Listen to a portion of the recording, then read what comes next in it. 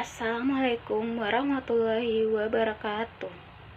Perkenalkan, nama saya Sitiani Kirumatan, program D3 Kebidanan. Yang terhormat, dosen pembimbing saya yang pertama adalah Ibu Dia Maria Ulfa SST MKep. Yang terhormat, dosen pembimbing saya yang kedua yaitu Ibu Marela SST MKep. Dan selanjutnya, saya akan mempresentasikan proposal penelitian saya yang berjudul Gambaran Sikap Orang Tua tentang Kesehatan Reproduksi Anak Prasekolah di TK PAUD Islam Bait Rohim di Bekasi Timur tahun 2020. Saya akan membahas dari bab 1 sampai bab 4. Yang selanjutnya bab 1 yaitu latar belakang, rumus masalah, tujuan, manfaat penelitian, ruang lingkup penelitian. Latar belakang, akhir-akhir ini kejadian kasus kekerasan terhadap anak KIA terus meningkat. Data yang tercatat Komisi Nasional Perlindungan Anak Indonesia Komnas PA menyebutkan pada tahun 2013 jumlah kasus kekerasan pada anak meningkat 60% dibandingkan tahun 2012. Pada tahun 2013 tercatat 1.620 kasus KTA, terbagi menjadi 490 kasus kekerasan fisik 30%, 313 kasus kekerasan psikis 19%, dan yang terbanyak adalah kasus kekerasan seksual sebanyak 817 kasus 51%. Yang selanjutnya ada data kekerasan seksual terhadap anak prasekolah di sedunia tahun 2014. Asia 70%, Afrika 20%. Selanjutnya, data pencelehan anak prasekolah di Indonesia tahun 2018. Metro Jaya 1 49%, Sumatera Selatan 40%. Yang selanjutnya, data kekerasan seksual pada anak prasekolah di Indonesia. Berdasarkan jenis kelamin di Indonesia, usia 0 sampai 5 tahun, anak laki-laki yaitu 299%, anak perempuan 31.900%, usia 6 sampai 12 tahun, anak laki-laki yaitu 337%, anak perempuan 669%, usia 13 sampai 18 tahun, anak laki-laki 523%, anak perempuan 1306%. Yang selanjutnya, data kekerasan seksual pada anak prasekolah di Kota Bekasi, yaitu Jati Asih 29%, Bekasi Utara 30%. Dan selanjutnya, rumus masalah berdasarkan latar belakang di atas, maka rumus masalah yang didapatkan bagaimana sikap orang tua dalam memberikan gambaran sikap orang tua tentang kesehatan reproduksi anak prasekolah. Tujuan umum: mengetahui gambaran sikap orang tua mengenai pendidikan seks pada anak prasekolah 3 sampai 6 tahun. Tujuan khusus: pengetahuan sikap orang tua mengenai pendidikan seks pada anak prasekolah, mengetahui sikap orang tua berdasarkan responden.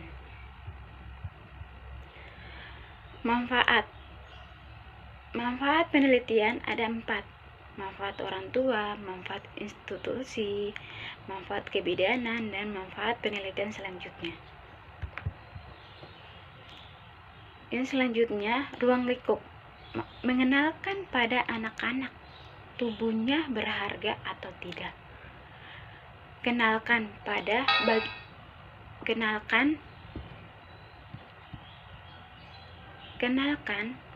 bagian-bagian yang mana yang tidak boleh dilihat oleh orang lain.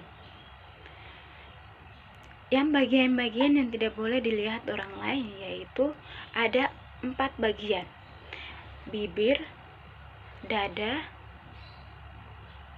organ inti, dan dubur.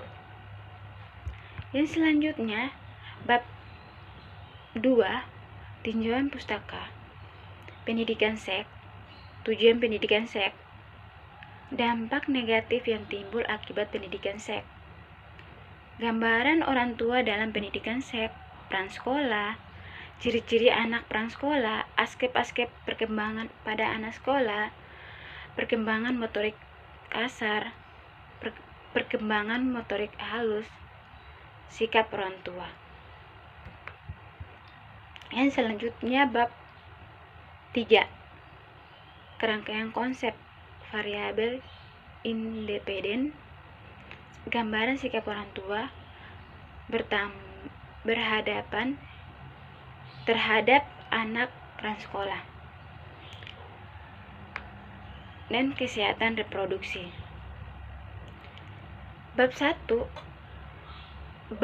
yang selanjutnya bab 4, hasil penelitian dan pembahasan. Di sini ada desain penelitian, subjek dan populasi penelitian, sampel penelitian, inklusi dan eksklusi. Inklusi adalah umum dari subjek penelitian yang layak untuk dijadikan subjek penelitian atau dijadikan responden. Eksklusi penelitian yaitu ada 2, orang tua yang bersedia menjadi responden dan bersedia menandatangani lembar info konsep. Yang kedua, orang tua yang berada di TK PAUD Islam Bait Rohim di Bekasi Timur. Yang selanjutnya, alur penelitian, persiapan mulai penelitian, masalah, penentuan judul dan objek penelitian, perancangan kuesioner, pengumpulan data responden, pengolah data, analisis data. Cara kerja penelitian. Tahan penelitian. 1. Meminta surat izin dari kampus untuk melakukan penelitian di TK PAUD Islam Bait Rohim. 2. Setelah mendapatkan surat izin dari kampus penelitian, minta izin ke TK PAUD Bait Rohim untuk melakukan penelitian. 3. Penelitian menyimpangkan alat-alat penelitian berupa lembar checklist, lembar pertanyaan dan jawaban, serta alat tulis dan dokumentasi agar penelitian berjalan lancar. Tahap pelaksanaan, tahap pengolahan. Yang selanjutnya, data, pengumpulan data. Menurut cara memperolehnya data pada penelitian ini merupakan data primer, dikumpulkan dan diolah sendiri oleh penelitian langsung dari subjek menurut sifatnya data penelitian, yaitu data kuantitatif, sebab jawaban-jawaban pada kuesioner sekalipun kuantitatif diubah ke dalam angka. Dalam pengolahannya, lembar yang digunakan untuk memperoleh adalah data kuesioner. Yang selanjutnya, pengolah data. Pengolah data dan penelitian ini dilakukan secara manual. Disajikan dalam bentuk tabel dan narasi melalui beberapa tahap sebagai berikut: editing, coding, entry data, cleaning, proses tabulating. Analisis data.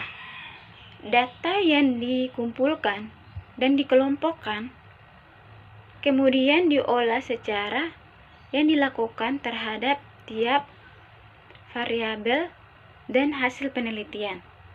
Instrumen penelitian yang digunakan dalam penelitian ini adalah berupa lembaran kuesioner dibuat oleh penelitian berdasarkan tujuan khusus, yaitu untuk mengetahui gambaran sikap orang tua tentang kesehatan reproduksi anak prasekolah TK PAUD di Bait Rohim tahun 2020. Tempat dan waktunya. Waktu penelitian ini akan dilaksanakan pada bulan April 2020. Tempat TK PAUD Islam Bait Rohim di Bekasi Timur. Etika penelitian. Etika penelitian pengambilan data yang dilakukan dengan memperhatikan etika penelitian, yaitu 1. Lembar persetujuan menjadi responden.